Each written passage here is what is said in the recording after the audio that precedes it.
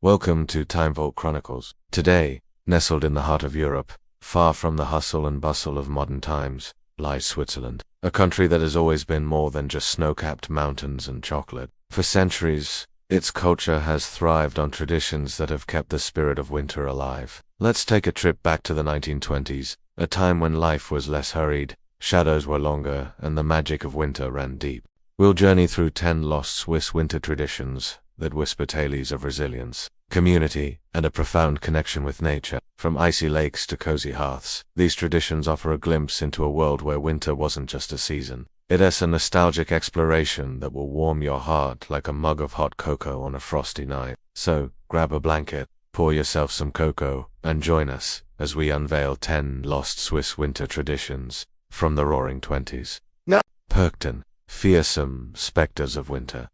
As the days grew shorter and a biting wind swept through the Swiss valleys, the villagers knew they must banish the evil spirits of winter. Enter the Perchten, fearsome specters whose guttural howls echoed through the mountain pass. These masked figures, dressed in furs and carrying staffs adorned with skulls and bells, symbolized the battle between good and evil during the darkest days of winter. The word Perchten comes from an ancient Alpine word meaning to pierce, and their eerie presence was meant to drive out malevolent spirits and usher in the rebirth of spring. Their haunting procession, accompanied by the blare of horns and the clatter of cowbells, was a sight to behold. Children would be both enthralled and terrified as these spectral beings paraded through the streets, shaking their staff and sending shivers down spines. It was a spectacle that combined pagan rituals, folklore, and a dash of healthy fear. But today, this tradition has faded into the mists of time, becoming a mere shadow of its former self. A few villagers still keep the memory alive,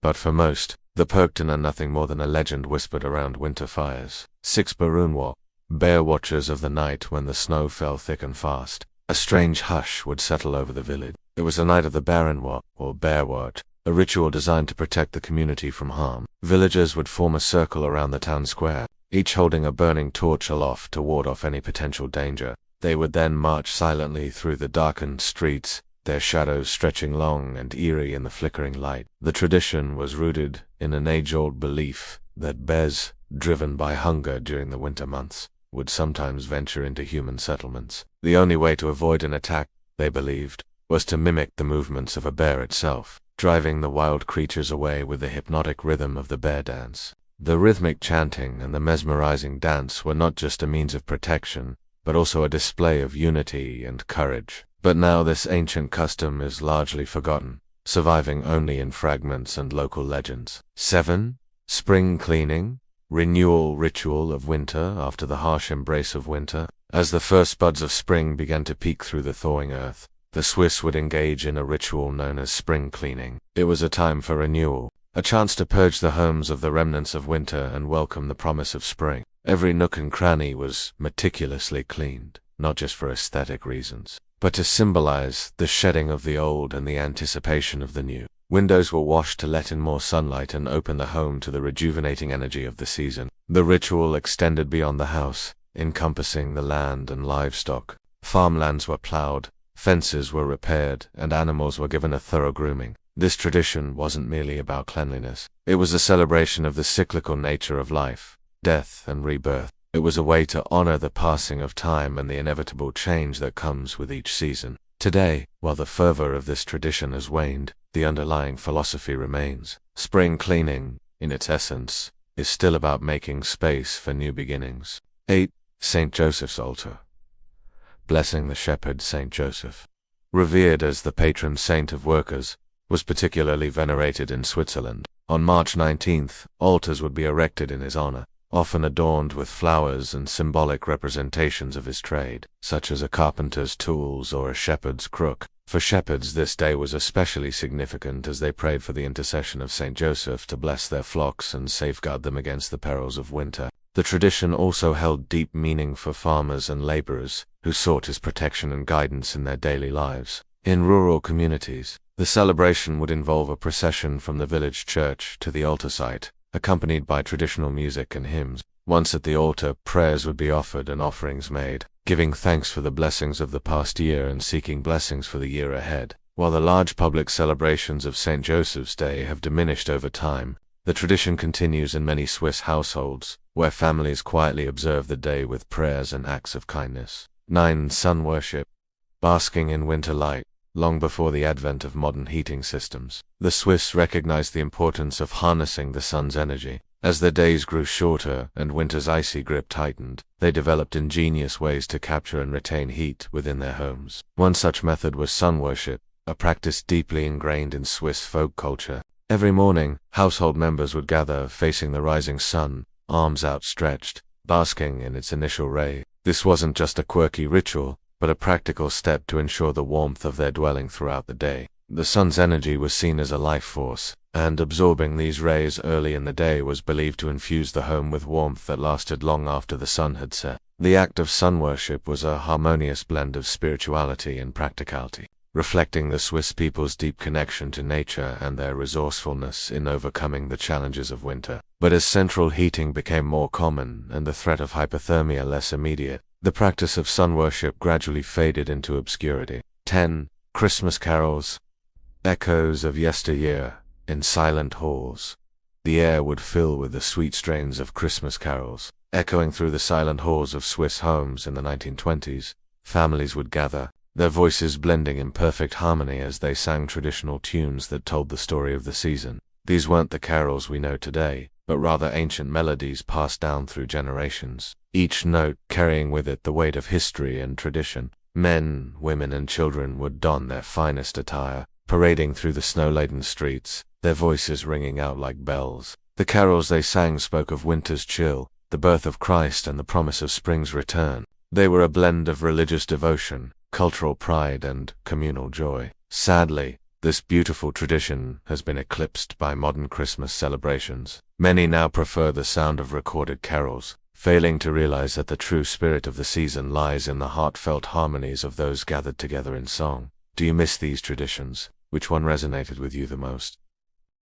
Share your thoughts in the comment. And if you enjoyed this journey through time, give us a thumbs up and subscribe for more. Thank you for walking this path of nostalgia with us. Until next time. When you think of winter in Switzerland, you picture snow-covered peaks, cozy chalets, and maybe some yodeling. But Swiss winters weren't always this picture perfect. They used to be raw, challenging, and full of traditions, so unique you won't believe they still exist. So grab a mug of hot chocolate and let us dive into these winter traditions that will make you shiver. 5. Burzellistag. Chasing away the spirits of winter on January 2nd.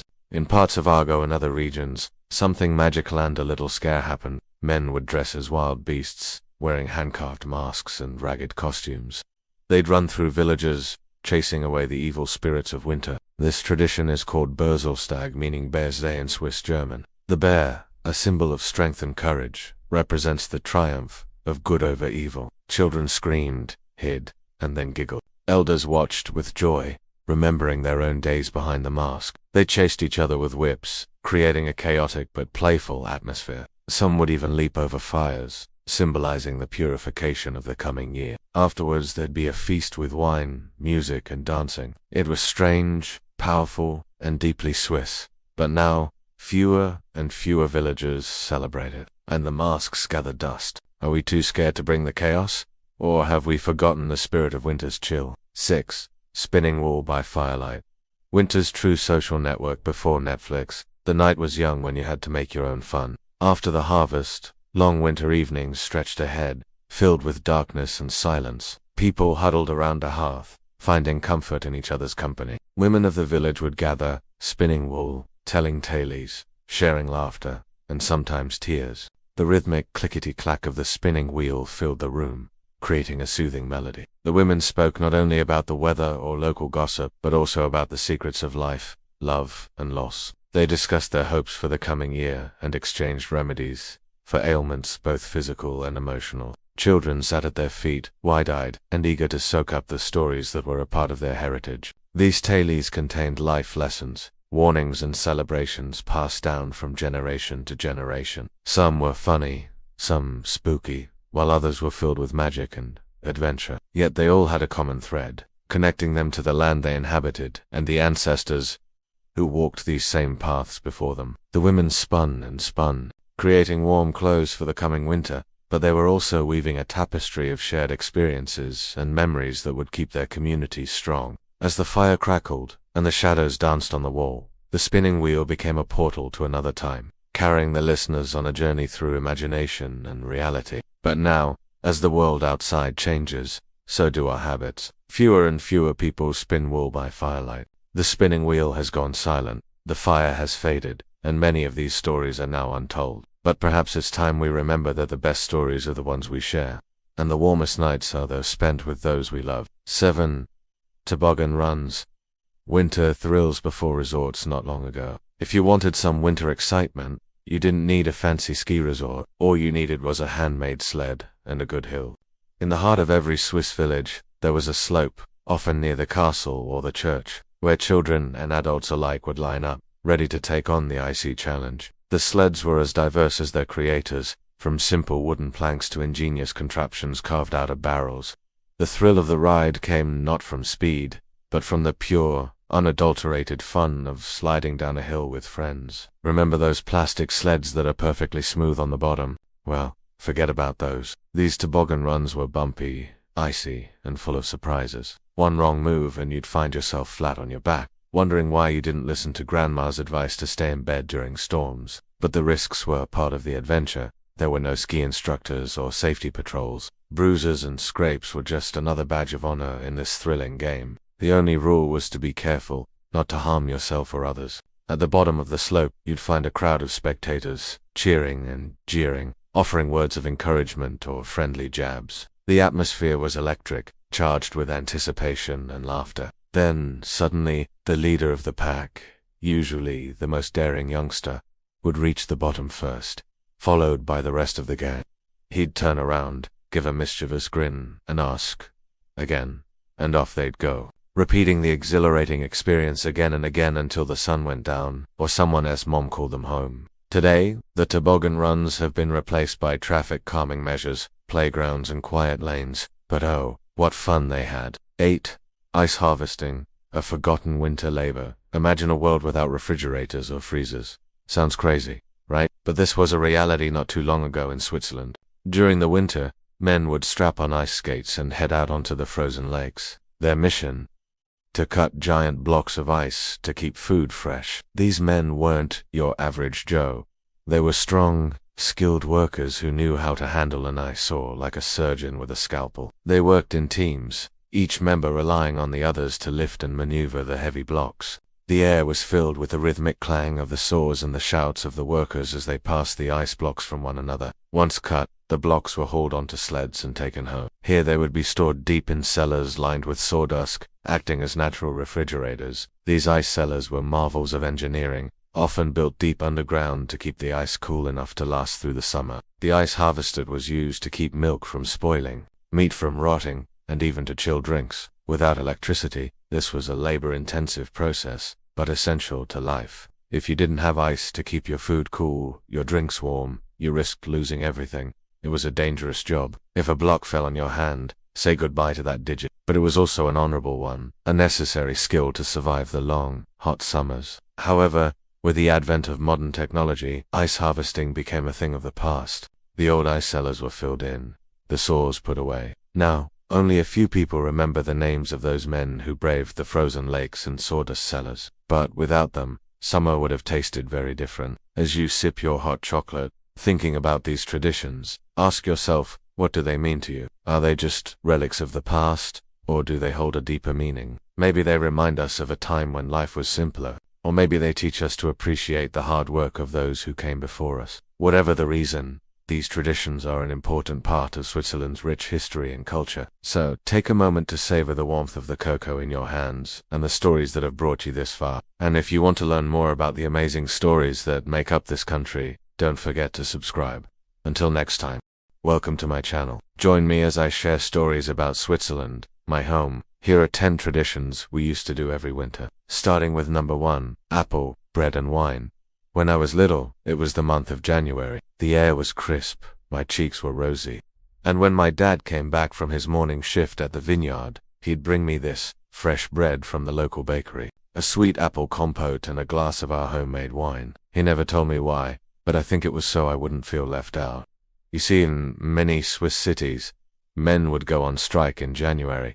It was called the Sylvester Action, or Sylvester Strike, so named because most of those born on Sylvester, like my dad, were born under the sign of Capricorn. We Capricorns tend to get stubborn. And that year, 1982, we decided to take action. We wanted better working conditions, more paid, shorter hours, so we went on strike. Men would protest in front of factories, some even blocked roads with tractors. It lasted only 3 days, and afterwards, no one could agree on what had happened. The media called it the Capricorn Uprising. My dad said it was all just a big joke. But looking back, it was important for him to make sure I understood the power of standing up for what is right. I guess that's why he brought me this, a piece of the action, a taste of history. The Winter King, every year on the Friday before Shrove Tuesday, or Fastnacht, as we call it in Switzerland, my mom would tell us the legend of the Winter King. In some parts of Switzerland, people would elect a Winter King and a Winter Queen to children who would reign over. During the day, they'd ride through the streets on a decorated sleigh, throwing sweets and confetti to the crowds. At night, they'd attend secret balls, where they were crowned in front of a roaring fire. But by midnight, the clock would strike 12. A herald would announce the coming of spring. The king and queen would dance, one last dance, then disappear until the following year. My mum told me it was a story of hope, how even though winter seemed eternal, spring always came back. Number 3. Candlelight processions. In some Swiss villages, the night before Fastnacht, the entire community would gather around the church. We'd carry flaming torches or lanterns made from hollowed-out tubs. As we walked through the dark streets, we sang traditional songs.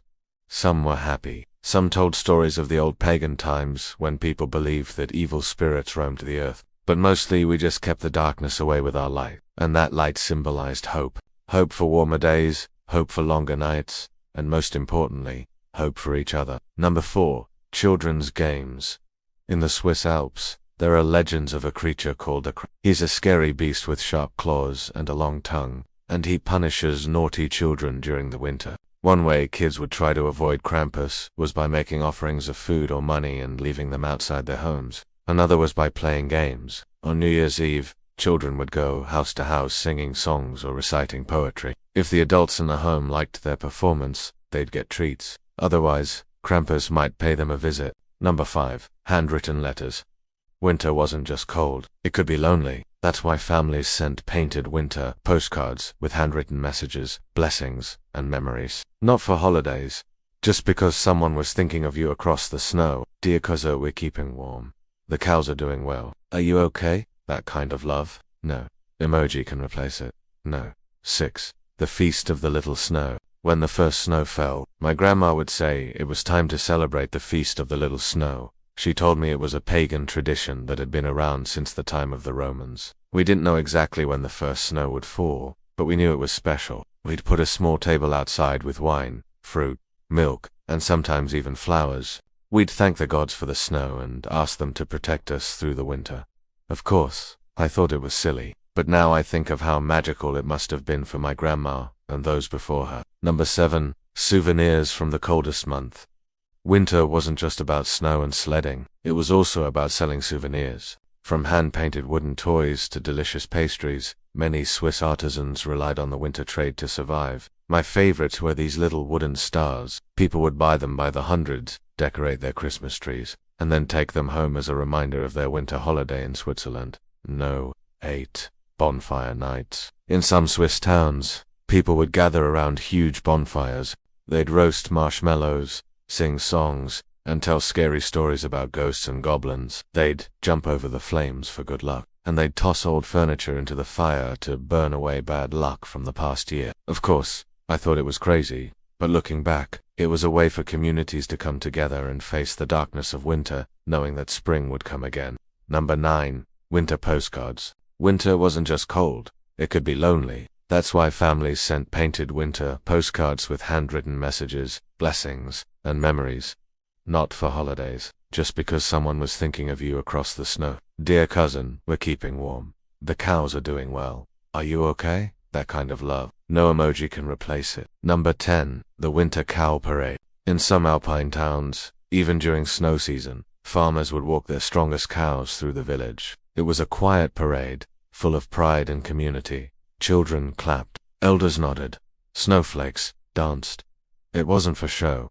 It was for blessing. Today, it's gone. But in some hearts, the bells still ring. These weren't just traditions. They were moments that held families together in the coldest of months. They were Swiss winters in their purest form.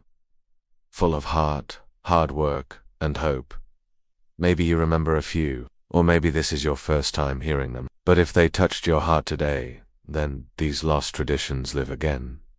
Through you. Thank you for watching. Do you remember any of these traditions? Share your thoughts below. I'll see you next time. Bye.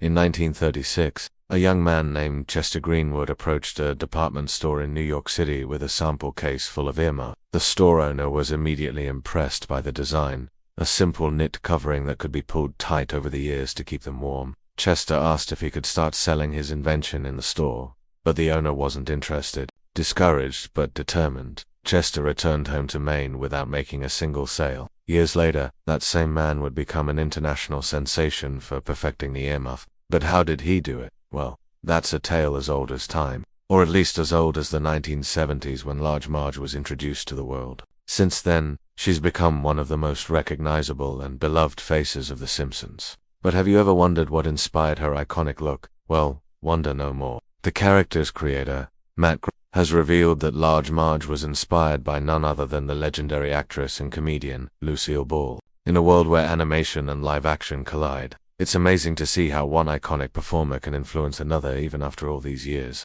So, the next time you hear somebody say that imitation is the sincerest form of flattery, just remember, it can also be a major source of inspiration. Now, if you've been paying attention, you may have noticed something peculiar about the earmuffs in our story. They were large, almost comically so, resembling nothing so much as the gigantic fluffy ones favored by skiers in the Alps. Now, if you happen to be an expert on earmuff lore, you might be scratching your head at this point, wondering how such a discrepancy could occur. After all, earmuffs are pretty simple, right? Well, not exactly. You see, there's a reason why those who brave the slopes don't just use any old earmuff. You need something substantial, something that can withstand the elements and keep your ears toasty in sub-zero temperatures. That's why they invented the ski mask. But don't worry, we haven't gone completely off the deep end. This is still about earmuffs.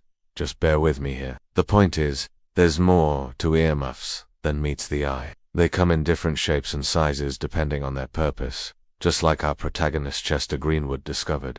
After his initial failure, Chester went back to the drawing board and created a new design. His second attempt was a massive flop, not in the good sense, but in the complete and utter failure sense. You see, Chester had made his earmuffs too big. Whoops. But instead of giving up, he used this setback as a springboard for something new.